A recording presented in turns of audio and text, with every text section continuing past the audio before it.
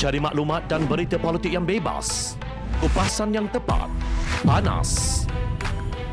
Dapatkannya secara eksklusif hanya di Jom Channel. Komitmen kami, pentasan berita Isnin hingga Jumaat. Berbicara dan isu semasa, kami garapkan secara langsung. Panel-panel berkaliber dan profesional. Interaktif, pandangan anda kami raikan. Jangan lupa bersama kami di setiap hujung minggu dalam edisi khas mingguan. Jom Channel, moving forward, sharing a new experience.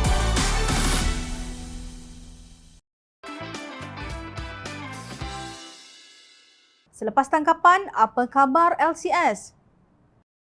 Sekali lagi, Jom Channel bertanya, selepas 3 individu ditahan Suruhanjaya Pencegahan Rasuah Malaysia SPRM berhubung kes kontrak perolehan 6 kapal tempur pesisir pantai LCS, apa yang terjadi seterusnya? Soalan ini turut disuarakan Ahli Parlimen Setiawangsa Nik Nazmi Nik Ahmad. Menurut beliau, rakyat sudah tentu inginkan pihak yang bertanggungjawab atas pelbagai dakwaan salah laku berkaitan kes ini didakwa di mahkamah dan menerima hukuman yang setimpal.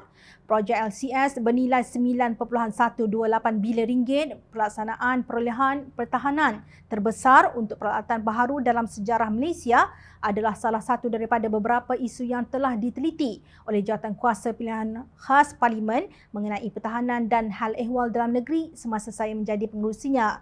Projek ini telah dicemari oleh beberapa kontroversi, termasuk kegagalan untuk menghantar kapal seperti yang dijadualkan dengan kos berlebihan, bayaran yang dipertikaikan dan persoalan tentang bagaimana ia diberikan. Ia membuatkan kita semua berfikir bagaimana projek sebesar ini diberikan dan diuruskan, katanya dalam satu kenyataan. Laman rasmi Rheinmetall pada 21 Januari 2013 menyatakan bahawa syarikat tersebut telah memenangi kira-kira 1.322.5 bilion ringgit mengikut nilai semasa dalam tempahan pertahanan udara baharu dari Asia dan Timur Tengah. Malaysia, Kuwait dan sebuah negara Asia yang lain telah memesan perkakasan dan atau perkhidmatan pertahanan udara daripada syarikat yang berpangkalan di Düsseldorf, Jerman itu dengan jumlah nilai sekitar 280 juta euro. Pesanan itu merangkumi penyelesaian untuk unit darat, udara dan tentera laut. Rheinmetall akan melengkapkan Malaysia dengan sejumlah 12 radar kawalan kebakaran dan 6 sistem elektrooptik untuk 6 bot peronda baharu. Ini adalah pesanan terobosan untuk generasi baharu, sistem berprestasi tinggi yang komponen asasnya semuanya dibangunkan secara dalaman. Bersama-sama dengan alat ganti dan latihan, pesanan itu juga termasuk pemindahan pengetahuan ke Malaysia yang akan membolehkan industri tempatan mengambil bahagian secara aktif dalam projek itu. Penghantaran sistem akan bermula pada 2015 dan berterusan hingga 2020. Kapal tempur Littoral Generasi Kedua SGPV LCS baharu Tentera Laut Malaysia memainkan peranan penting dalam melindungi laluan laut serantau di mana lanun menimbulkan ancaman besar kepada perkapalan komersial. Teknologi kawalan kebakaran daripada Rheinmetall akan membentuk elemen penting dalam teknologi papan kapal OPV mengawal persenjataan utama dan kedua kapal. Pesanan penting ini menggariskan kepentingan Rheinmetall yang semakin meningkat sebagai pembekal teknologi canggih kepada Angkatan Laut Dunia. Demikian kenyataan Rheinmetall yang tidak menyebut berapa banyak daripada 280 juta euro datang dari Malaysia.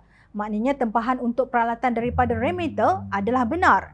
Cuma apa yang berlaku selepas itu menjadi misteri sehingga bukan sahaja rakyat biasa terpinga-pinga, malah ahli parlimen pun tidak jelas mengenainya.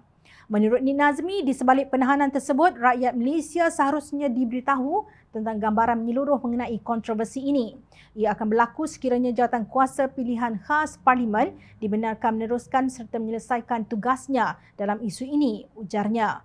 Beliau berkata Pakatan Harapan tidak gagal dalam menguruskan isu LCS kerana Jawatankuasa ini bekerja dengan baik dan bergerak dengan pantas sehinggalah berlaku pertukaran kerajaan yang menghalang proses tersebut.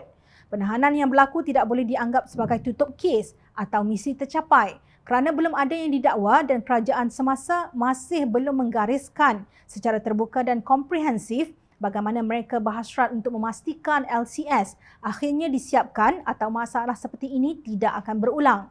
Pengajaran mesti diambil supaya negara ini tidak berdepan dengan belanjawan yang lebih besar untuk projek-projek yang bermasalah. Adakah kerajaan sedia ada mempunyai iltizam politik untuk memastikan perkara ini? Soalnya, daripada paparan beberapa portal di internet, Kuwait nampaknya tidak ada masalah dengan kontrak pertahanan negara berkenaan bersama Rheinmetall. Tetapi, mengapa kapal LCS di Malaysia tidak siap seperti yang dijangkakan?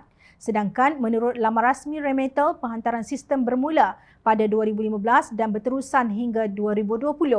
Untuk makluman, kita bukan hanya berhadapan dengan lanun tetapi juga pencerobohan oleh abang besar. Situasi ini diakui oleh Menteri Luar Malaysia Datuk Saifuddin Abdullah.